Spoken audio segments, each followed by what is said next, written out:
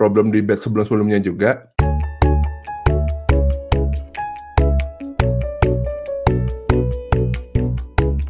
Halo, ketemu lagi di video pembahasan untuk course Game Programming di Login Academy Batch 3. Di video kali ini kamu menonton pembahasan untuk tugas chapter 10, yaitu Database Implementation. Di video kali ini kamu akan dipandu oleh gua, Program Manager untuk di Login Academy, bersama mentor kita untuk course Game Programming kali ini, yaitu Hendra. Kalau kayak gitu kita langsung lihat. Jadi di chapter 10 ini teman-teman diminta untuk membuat implementasi dengan fitur-fitur yang ada di layar ini ya. Ada register, login, submit, dan seterusnya nanti akan dibahas juga oleh Hendra. Kalau kayak gitu, kita langsung aja masuk ke pembahasan tugasnya. Dari Alfian, kan requirement-nya tuh ada register, login, submit score, leaderboard, sama ya bikin spesifikin, kerjakan dengan tambahan spesifikasi berikut untuk mendapatkan nilai tambahan. Terdapat beberapa game, ini kurang lebih, ini nyambung sih sama yang di course sebelumnya, di chapter 9 harusnya ya, yang di bagian database design. Jadi kalau misalnya di 9 itu udah ngerjain, harusnya 10 itu tinggal implementasi.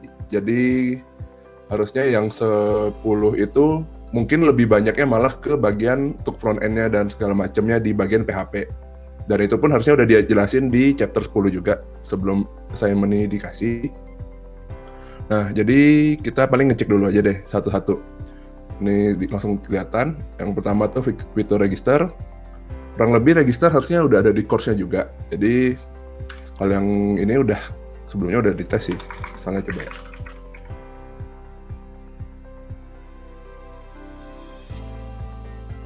Ini juga termasuk salah satu yang di bagian sebelumnya yang udah ada. Kita register. Ya ini beda notifnya. Harusnya register user berhasil. Keluar notifnya. Ini kurang lebih sama kayak yang udah di course-nya juga. Terus kita coba lupa login, bisa nggak ya kalau misalnya kita login pakai yang ini?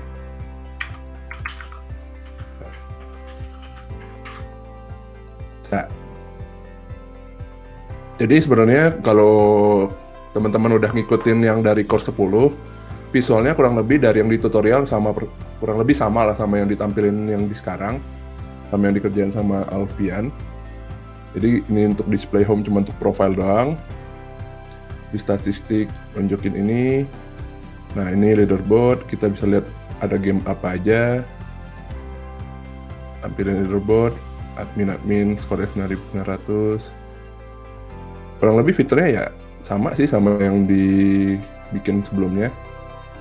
Jadi fitur register, login, submit score. Oh ini submit score belum cobain. Udah kan tadi 2. Misalnya 9.000. Pasti ada 9.000. Oke, jadi submit score udah, leaderboard juga udah ada. Kalau misalnya game yang lain sama keluar juga. Habis itu udah kan fitur yang utamanya sebenarnya kalau nyambung sama yang di sebelumnya sama-sama aja. Kalau untuk multiple game, ini paling yang di bagian bonusnya kan. Ada yang ngebikinnya istilahnya kurang lebih sama lah seperti yang di chapter 9. Chapter 9 juga ngejelasin tentang soalnya tuh multiple game. Nah, kalau misalnya di sini, yang saya sering lihat sih sebenarnya, ini kan udah yang di batch ketiga ya, yang pernah jadi problem di batch sebelum-sebelumnya juga. Itu tuh biasanya mereka bingung waktu implementasi karena di chapter 9 mereka udah nge-custom karena mereka buat desain sendiri, tapi karena desainnya itu kaku dan ke-lock dengan logiknya tapi belum sesuai. Misalnya kayak logic yang one to many to many, one to one. Akhirnya waktu implementasi karena desain database-nya itu berubah atau beda banget dengan yang dari tutorial, akhirnya waktu diimplementasi pun mereka bakal bingung karena mau disesuaikan atau enggak, mereka bingung kan, karena beda gitu loh. Oh ternyata harus kayak gini, waktu yang kita gunain desain yang baru, implementasinya gimana, jadi nggak kebayang. Nah itu makanya desain itu sebenarnya kalau dibilang mau kompleks, harus kompleks nggak juga. Kalau bisa simplify aja gitu loh. Cuman fungsi normalisasi itu tuh biar kita baca datanya pun lebih enak. Nah kalau yang di sini sebenarnya nggak terlalu banyak yang bisa ditunjukin juga, karena ini kurang lebih mirip sama yang di penjelasannya juga. Terus ini fitur-fitur yang ininya ada. Silakan fitur tambahan detail. Ya, yang ini udah sih sebenarnya. Kalau kita lihat ke database-nya, kurang lebih database-nya ya nggak beda jauh sama yang udah ini.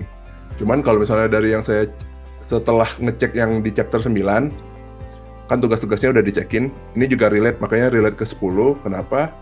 Karena dari desain database-nya ada beberapa yang relasinya pun penjelasannya tuh kebalik. Jadi kayak kebalik atau salah. Mungkin kurang tepat lah kalau ngomong salah juga mungkin nggak salah karena kebutuhan tiap game mungkin beda atau sistem pasti beda lah. Cuman yang perlu ditekenin lagi adalah relasi satu ke satu itu harus dijelasin. Apakah sebenarnya relasi satu ke satu ini benar-benar dibutuhin atau enggak? Karena berdasarkan pengalaman saya sendiri, relasi satu ke satu itu kebutuhannya itu kalau datanya tuh udah banyak banget. Soalnya yang kayak sistem data tuh satu field itu udah sampai ada 100 field untuk yang dalam satu tabel, itu pasti udah kacau banget kan. Jadi ngubahnya pun atau ngecek pun bakal bingung. Nah, sebelum kita ngomong mecahin satu ke satu terus kita pecah jadi 2 tabel, pertanyaan pertama adalah apakah semua data itu harus di dalam satu tabel itu? Itu yang dijadiin normalisasi sebenarnya. Makanya di chapter 9 penjelasannya adalah normalisasi, gimana mecah tabelnya biar tabelnya itu nggak memusingkan waktu kita mau narik data.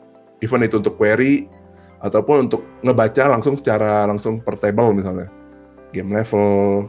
Jadi kita nggak bingung gitu waktu baca datanya. Kalau yang ini kan sebenarnya nggak akan, kalau teman-teman udah ngikutin tutorialnya harusnya kurang lebih sama lah yang dibuat termasuk yang kayak kota, provinsi itu kan untuk pecahin bahwa setiap kota punya banyak provinsi. Jadi one to many, satu provinsi bisa punya banyak kota, tapi satu kota itu cuma dalam satu provinsi. Nggak mungkin ada kota Bandung itu, walaupun mungkin adalah Badung di Bali kan. Cuman ya itu pasti beda gitu loh. 2 entitas yang berbeda, tapi udah pasti nempelnya dengan satu aja. Kalaupun misalnya ada yang duplikatnya pun ya duplikat ke siapa, biar ada pembeda. Kalau duplikat itu biasanya human error kan kalau misalnya di situ.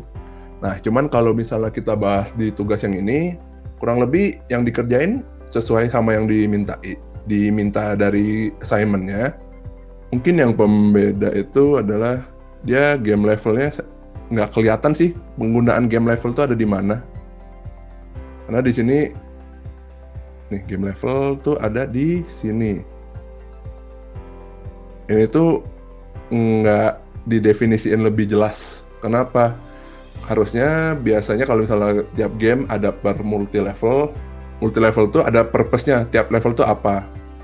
Karena kalau misalnya kayak gini kan kita cuma ngomong level, terus level ID. Biasanya kita punya purpose, kalau kita pisahin jadi level, itu tuh ada apa, misalnya di level itu, kalau misalnya udah selesai, reward-nya apa. Atau misalnya requirement, misalnya pakai sistem energinya tuh butuh berapa gitu. Nah, itu justru purpose-nya di sini. Cuman karena kita cuman bikinnya level ID, game ID, sama levelnya berapa, jadinya mulai agak bias kan, karena datanya tuh benar-benar cuman data intinya doang, primary key, foreign key, udah. Nah, cuman kalau misalnya kita punya game, untuk ngerancang, waktu implementasinya, kita harus sebelum ngedesain, mikirin dulu ke implementasinya tuh bakal ini tuh applicable nggak sih? Bisa diimplement nggak misalnya? Karena kalau misalnya hubungannya many to many nih, biasanya yang paling banyak dari yang tugas-tugas yang dicek yang di chapter sebelumnya, problem yang paling gede itu masih banyak yang bikin tabelnya tuh many to many. Waktu penjelasannya pun kalimatnya tuh bingung gitu loh. Ya, hubungannya karena satu ini punya banyak dan banyak. Kita mau narik datanya gimana? Data apa yang bisa kita tarik dengan data many to many? Nah, itu kita butuh tabel turunan. Terkadang ada yang beberapa udah bikin tabel turunannya, tapi tabel turunannya itu mereka nggak nganggap itu tuh tabel perantaranya, tapi cuman bener-bener tabel terpisah lain lagi gitu loh. Itu tuh sebenarnya kalau di sini kan contohnya itu di user game data. User game data itu kan tabel turunan dari game ke user. Karena kalau misalnya kita langsung tempel ke sini, nah ada beberapa tuh yang jadinya usernya langsung tempel ke level atau levelnya tempel ke user. Akhirnya kan bakal jadi kacau. Kenapa? Hubungannya benar-benar satu ke banyak, berarti satu level cuma bisa dikerjain oleh satu user. Kalau misalnya usernya kita tempel di level. Dan itu kan jadinya kacau kan, kalau kita mau narik pun bingung. Nah, lebih ke gitu sih. Nah itu, jadi kalau misalnya ada yang belum, bisa kalau dengerin setelah ini, mungkin bisa direvisi lagi, bisa dicek lagi aja gimana. Udah sih, harusnya tugas cuma segini doang, karena yang paling bebannya gede itu sebenarnya nyambungnya ke chapter 9 lagi sih. Makanya jadi penjelasannya banyak ke chapter 9. Harusnya lebih ke kalau misalnya kita mau bikin sesuatu sistem, kita tuh bikin datanya itu, kita kebayang kalau mau narik data apa aja, dan gimana caranya dengan desain yang udah dibuat. Kalau misalnya kita bikin sistem satu, terus kita nggak tahu cara bikin, at least misalnya, paling simpel adalah gimana kita nge-query data dari database itu. Kalau kita nggak kebayang query-nya, artinya itu antara kita yang bikin sistemnya keribetan, atau kita yang mungkin kurang ngejabarin datanya sebenarnya di mana. Karena kalau misalnya ketumpuk jadi satu, atau terlalu pecah pun, mungkin terlalu normalisasi, ini harus dipisah, ini harus dipisah, ini bisa. Tabelnya ada puluhan, ada ratusan. Kita bingung gitu loh, bedanya di mana. Itu sih sebenarnya. Itu tadi pembahasan untuk tugas chapter 10. Oke, kalau kayak gitu sampai di sini dulu video pembahasan untuk tugas course Team Programming di Login Academy Batch 3. Gue bersama Hendra. Sampai ketemu lagi di video pembahasan tugas berikutnya.